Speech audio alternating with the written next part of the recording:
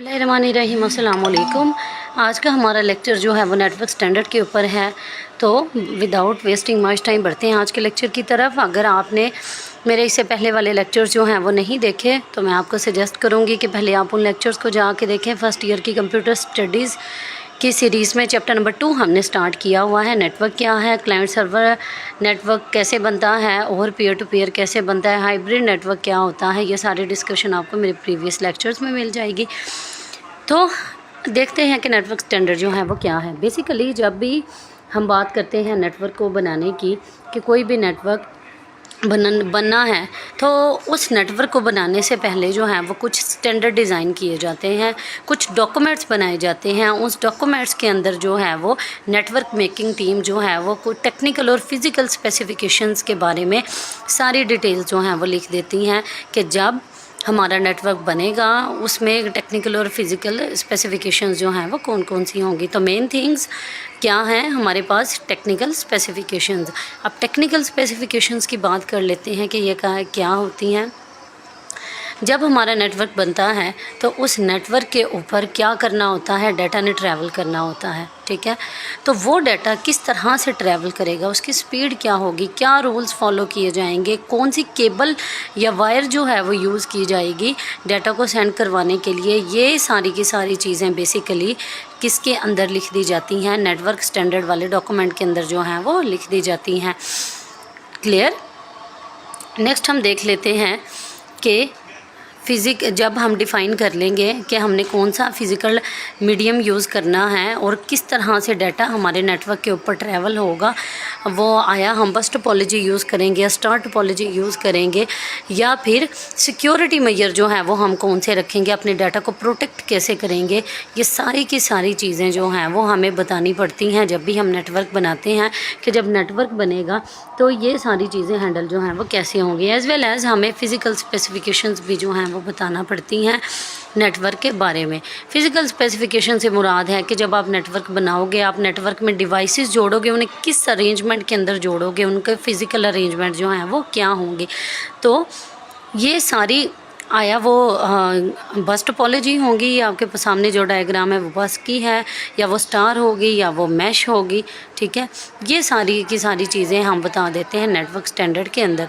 अब network standard जो हैं वो हमारे पास होते हैं दो तरह के, या डी फैक्टो या डी जोरो। तो डी फैक्टो डी जोरो पे बढ़ने से पहले हम डेफिनेशन देख लेते हैं फॉर्मल नेटवर्क स्टैंडर्ड की, कि नेटवर्क स्टैंडर्ड जो हैं वो ऐसे डॉक्यूमेंट्स होते हैं जिनमें टेक्निकल और फिज़िकल स्पेसिफिकेशंस होती हैं हमारे नेटवर्क के बारे में जो हम डिज़ाइन करने जा रहे हैं, ठीक है।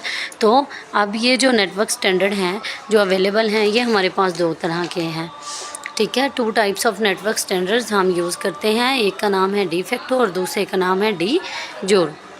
तो 1 बाय 1 उन्हें देखते हैं। पहला जो नेटवर्क स्टैंडर्ड है वो है जी डी फैक्टो। अब डी फैक्ट का क्या मतलब होता है, एक ऐसी चीज़ जो चलती आ रही हो, जो फैक्ट हो, जो ट्रेडिशन हो या फैक्ट हो। तो ऐसे स्टैंडर्ड जो किसी भी प्लानिंग के बग़ैर जो है वो बनाए जाते हैं, यानी जो सदियों से बस चलते आ रहे हैं, कोई और कंपनी उन्हें यूज़ कर रही थी, फिर हमने यूज़ कर लिया, फिर हमारे बाद में आने वाले लोग यूज़ कर लेंगे नेटवर्क को बनाने के लिए। तो ये होते हैं हमारे पास डी फैक्टो स्टैंडर्ड।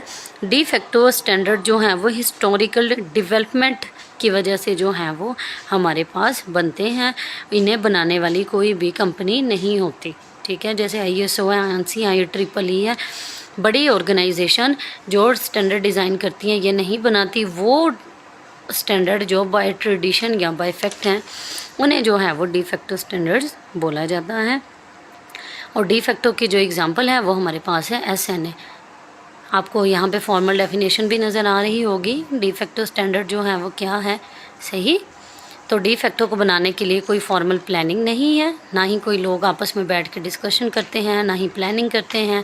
बस ये ऐसे रूल्स हैं जो बाय ट्रेडिशन जो हैं वो एग्जिस्टेंस के अंदर आ जाते हैं, ड्यू टू हिस्टोरिकल डेवलपमेंट की वजह से मार्ज वजूद में आ जाते हैं, हिस्टोरिकल डेवलपमेंट की वजह से। SNA जो है वो एग्ज़ाम्पल है डी फैक्टो स्टैंडर्ड की। नेक्स्ट जो हमारा स्टैंडर्ड है वो है जी हमारे पास डी जोरो स्टैंडर्ड। ठीक है। डी जोरो स्टैंडर्ड जो हैं वो ऐसे स्टैंडर्ड्स होते हैं, डी जोरो ऐसे स्टैंडर्ड होते हैं जो फॉर्मल प्लानिंग के साथ बनाए जाते हैं, जिन्हें बनाने वाली कोई कंपनी होती है। यहाँ पे आपको 3 फेमस कंपनीज नज़र आ रही हैं। कंपनीज जो हैं वो प्रॉपर डिस्कशंस करती हैं और उसके बाद जो है वो स्टैंडर्ड बनाए जाते हैं। तो de jure means according to law और regulations. These standards are developed with proper research and planning to.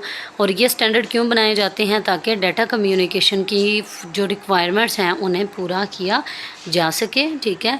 वह अब फेमस ऑर्गेनाइजेशन कौन सी हैं जी जो डी जोरो स्टैंडर्ड्स को बना रही हैं? वो हैं जी हमारे पास आंसी के